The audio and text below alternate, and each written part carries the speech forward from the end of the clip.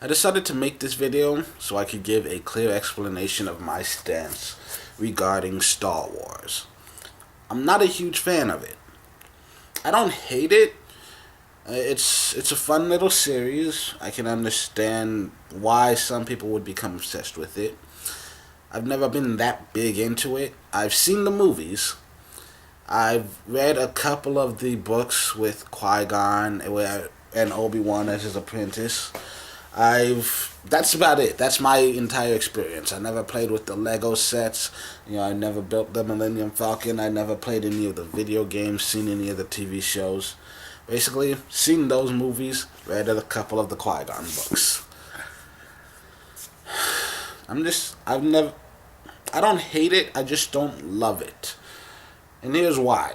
First of all, the original trilogy, kind of boring to me. And I don't know. Part of it is just that for me, the first movie came out in the '70s. I was born in the '90s. I'm sure that their graphics were the cutting edge of technology when they first came out. I'm pretty sure they were, but they weren't quite up to the par that I was used to. The story was very slow paced. Everyone talks about, the exciting action sequences. What about the lightsaber? Like, the lightsaber is cool in concept, but really, it's a sword made of light. It's not like it's just, you still have, it's hard to explain my feelings towards the lightsaber, but basically, it's cool to think about the fact that, this is a type of technology that might never come into existence. Because how would we be able to harness that kind of energy? But just it's not that exciting for me. It's just a sword that's slightly more dangerous because it can literally cut through anything.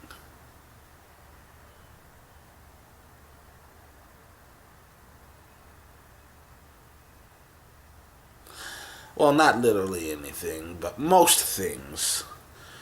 It can easily cut through humans quicker than a better sword. Anyways, that's a whole thing is just debatable. Like, is the lightsaber cool? Yeah, whatever, but it's not the most exciting weapon in the world to me. And then you got uh you got Darth Vader. Like, I don't know why people think he's such an amazing character, honestly. You've got an asthmatic, half-robot sidekick. And that's right, he is a sidekick. He's the apprentice. And the only people he beats are Ben and the Emperor, two old motherfuckers who were probably on the verge of death anyways.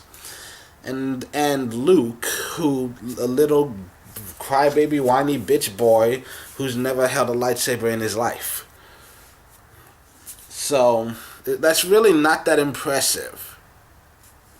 Honestly, the first time I ever came to respect Darth Vader was when he showed up in the Soul Calibur game, because he was really fun to use in that one. I mean, I was never that much of a fan of the original trilogy at all. There were things I liked it. Loved the Ewoks. Chewbacca was a fun character. Han Solo, kind of a jackass. I didn't like that guy too much. Then again, Harrison Ford, I don't think it's about how the character was written, because I've seen enough Harrison Ford movies that I feel like that's just who he is as a person. His assholery just kind of shines through no matter what role he plays. And then I think Leia and Yoda are probably the only characters I really love from the original trilogy. And then, like, honestly, when The Phantom Menace came out, that instantly became my favorite Star Wars movie. First of all, the fight sequences were a lot more fun. It was intense. Huge fan of Liam Neeson. I feel like he did a great job, and I wish, we could have seen more of Qui-Gon's character, fleshed him out. I wish, honestly, I'd love to see just an entire series of Darth Maul. He's the best. Honestly, Ray Park can do no wrong. If Darth Maul was in all six Star Wars movies, it would be my favorite franchise ever. And I don't know. A lot of people talk about how how some, I don't know. I can understand some of the complaints people have about it, but for me personally, to be fair, I was 7 when it came out. That one was the most fun one to watch, and I don't even and people think that Jar Jar is like the worst character in the franchise, and but I have a few complaints about other characters. Like for instance, Hayden Christensen. It's easier for me to watch number one than it is two and three because Hayden Christensen is such a horrible actor. And every time he's trying to act, every time he tries to show emotion, it just kind of makes me want to vomit. And then there's Padme. I really can't understand how anyone likes Padme. Because let's be honest, she serves no purpose in the story other than to be a love interest for Anakin. That's her entire role. And she can't even do that right. And, I mean, why are we glossing over the fact that she's just a total pedophile? Like, how come we never talk about that? Is it one of those things that's like, hey, like we know, but we just don't mention it, okay? Like Uncle Jerry's drinking problem. Ugh. Yeah, like the entire reason Padme exists is because, we needed to find a way to create Luke and Leia and explain why Leia's a princess but Luke's not, and blah blah blah. It's all so stupid. I mean, but that's a good thing about the prequels. If nothing else, first of all, the fight scenes were a lot more intense and exciting. Secondly, they made me appreciate how good the original trilogy was. Because I think the Star Wars trilogy wasn't necessarily a bad story as much as it just was, bad directing, bad decision making and editing at times. They're just it could have been. It was a great idea, bad execution. It could have been done so much better. But I like this prequel still because it actually makes the story worth seeing to me because you create the story of a tragic hero in Anakin going from this bright-eyed young nobody slave boy who wants to grow up, make a difference in the galaxy, save his mother, and ends up turning into the ultimate evil, even though he's just a puppet the entire fucking time. But whatever. I think it does it makes, I think for me that's the most interesting part of the story. But I haven't seen any Star Wars movies until, I think the last time I watched any of those, I sat down and marathon through all 6 of them in like 2008, 2009, and that's the last time I've seen any of those. And now the new movies that are coming out, I'm seeing them when they come on DVD, basically. And I actually, no, I saw Rogue One in theaters, and it was exciting. Other than that, but 7 and 8, I watched just like later. And honestly, 7, it just seems about par for the course for most Star Wars movies. I was excited to see a black guy holding a lightsaber that wasn't grape flavored. I mean, don't get me wrong, it was Samuel L. Jackson's idea in the first place, but still, come on. And it was a fun and exciting story. I enjoyed it.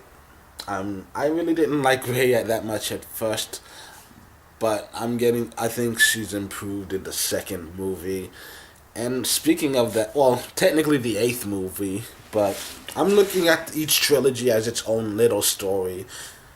Basically, the first movie was the original trilogy, and then the prequel trilogy is the second movie in my head, kinda.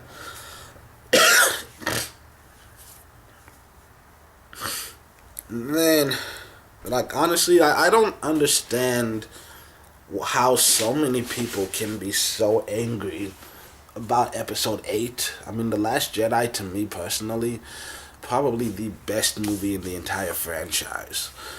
And I'm considering just disabling comments for this video just because I know a ton of people are going to see this and just start hating everything I say.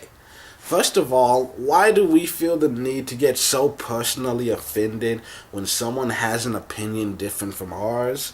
We live in a world with like 7 billion people, and no, that was like the last census. That was so many years ago. We're probably past 10 billion by now. I mean, there's no possible way that every single human being on the planet is going to 100% agree with every single thing that you think and feel. You need to learn to be okay with the fact that there are gonna be some people who don't like the things that you like. Yet there are so many people. Every time I see anyone give a positive review of the Last Jedi, they just get attacked mercilessly. And it's ridiculous. So just know that if anyone leaves any comment on this video, it's 50-50 whether or not I even bother reading it. Because I don't care what you think. Your opinion isn't really going to affect mine. So, for me personally, I watched The Last Jedi, and it was probably, like I said, the best Star Wars story, in my opinion. I think it had great characters. It showed good growth. I think this is the first time I actually liked Luke. And a lot of people are upset because, like, wait, how could he even think about killing his apprentice? And he went from this young, innocent kid who believed so strongly in his own father that he refused to fight him because he knew that he would do the right thing, to now, the fact that a negative thought would even cross his mind. Well, guess what? That's what happens in life. In fact, that's usually the path that it follows. The people with the brightest eyes, the children with the brightest eyes usually grow up to be the grumpiest old men because life just breaks you down. And I enjoyed seeing that a character arc. I like seeing characters develop. I loved seeing Leia use the Force. We all know she had it. I mean, it talks about it in the original trilogy, that, Leia was just as strong with the Force as Luke was. And we just never saw her use it. I like knowing that. I mean, they talk in every movie about how it exists all around us. So, like, why is it that only a few specific characters get to use it? I mean, it's like that's something that they have said in the lore, that everyone is capable of using it. It's just that the Jedi happen to be specifically trained to use it to help them fight and see the future and all that other bullshit. But it's been stated that Leia has just as much power as Luke. They are twins after all. Luke just happens to be trained in the Force.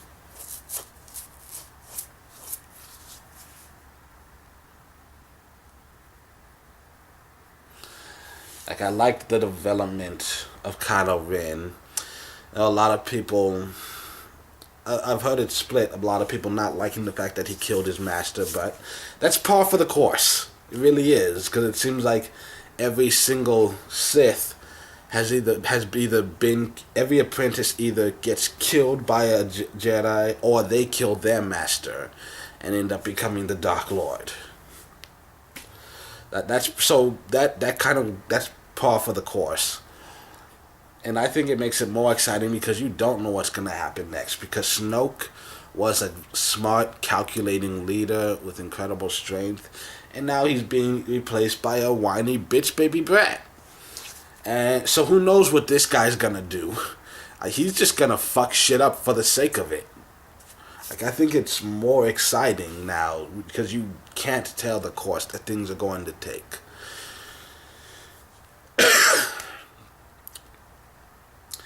And then, there's the whole side quest, which a lot of people say it's a useless part of the movie because it ends up meaning nothing. but I think it's meaningful in just the sense that it's life, and I like stories like that. Stories that are true to life, because sometimes in life, you have an idea that doesn't work out the way you planned it. And I hate stories that, oh, it works out just because it's a movie, because and it just ignores the rules of reality. Like, I like that they get betrayed. I like that things go wrong, because that's how life works sometimes.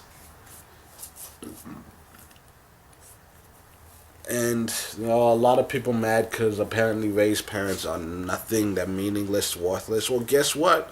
So were Anakin's. Both base. They're the So is that, and everyone. I think apparently people made a big deal about the nameless slave boy using the Force to grab the broom. Guess what? Same exact story as Anakin. Like I said, it's been established that the Force exists all around us throughout the entire universe. It's just that some people were born with a natural affinity for it, and and if trained properly, they can become incredibly strong. I don't. It's not like you have to be a prince or princess to have it. Like Anakin was a useless nobody slave from the middle of nowhere. Nameless, faceless kid who just happened to have a strong affinity for it. That's the exact same thing with Rey. The exact same thing with this nameless slave boy. I don't see why people are getting so pissed off about that. Her parents don't have to be important to the story if they're not actually in the story. Like, why do they have to have some big part, some big role?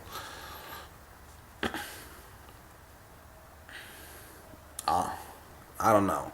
It's just I can't explain. I can't explain why I like it. Just like it's just one of those things that I enjoyed every part of this movie. I basically been told every single second of the movie before I saw it, because so many people kept arguing and fighting about it. But despite knowing every single thing that was going to happen, I still ended up enjoying the process of actually watching the movie, and I think that's the most important thing of anything. If you liked watching it, then keep watching it. That's the whole point. And if you don't like it, well, you don't have to see it, but why waste all your time trying to convince every single human being on the planet that they aren't allowed to watch it? Because I think, honestly, number 8 has got me more excited for the rest of the Star Wars universe. I'm actively excited to go see number 9. Anyways, I feel like I've definitely been down here too long. But those are my opinions on the entire Star Wars universe. Also, there are some people who are still upset about Kylo with the weird things on his lightsaber, how it looks like a sword with those two little lasers. But once again, it's been proven that you can alter the lightsabers. I think somewhere in there they said people make their own. Like we've seen Darth Maul with the double-sided saber. I think that's awesome, though it also seems incredibly dangerous. You had that one guy with the little bent lightsaber. I still don't understand that. I think that bugs me more than Kylo's. Why the hell is it bent? Whatever. Oh, I love the little Yoda cameo. Yoda was the best thing about this movie. Yoda was awesome. And I'm excited for the Han Solo movie only because Donald Glover is in it. I love Donald Glover. And I'm excited to see what happens next, because at this point in time, the Star Wars movie is basically starting fresh, because all the characters are dead now. You got